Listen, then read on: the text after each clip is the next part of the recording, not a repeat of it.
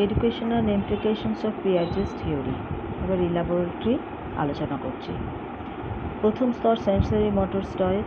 এই স্তরে শিশুদের ইন্দ্রিয় আস্তে আস্তে কার্যকরী হয় এবং সঞ্চালনমূলক কাজ করতে পারে। সুতরাং এই স্তরে শিশুদের এমন কাজ দিতে হবে যে তারা তাদের ইন্দ্রিয়কে কাজে লাগাতে পারে এবং অঙ্গ সঞ্চালন করতে পারে। বিভিন্ন রঙের বল দিয়ে তাদের আলাদা করা দেওয়া যেতে পারে। বিভিন্ন শব্দ শুনিয়েও চিনতে সাহায্য করা যেতে পারে। দ্বিতীয় স্তর প্রি অপারেশনাল স্টেজ। এই স্তরে শিশুদের চিন্তন ক্ষমতা বৃদ্ধি পায়, কিন্তু চিন্তাগুলি কিছুটা সীমাবদ্ধতা থাকে। তাই এই জন্য এই স্তরে শিশুদের কোনো ধারণা বোঝাতে গেলে ওই ধারণা বিভিন্ন ধরনের উদাহরণ দিতে হবে যাতে ধারণাটি বুঝতে সুবিধা হয়। বন্ধুদের সঙ্গে মিলেমিশে কাজ করতে দিতে হবে যাতে তার আত্মকেন্দ্রিক চিন্তন দূর হয়। তৃতীয় স্তর হচ্ছে কংক্রিট অপারেশনাল স্টেজ।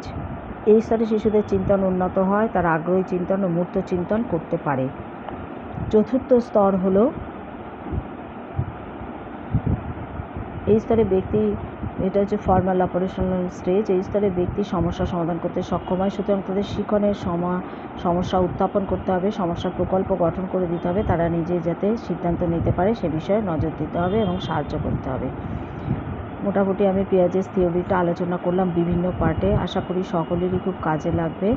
ভালো লাগলে লাইক করবেন, সাবস্ক্রাইব করবেন।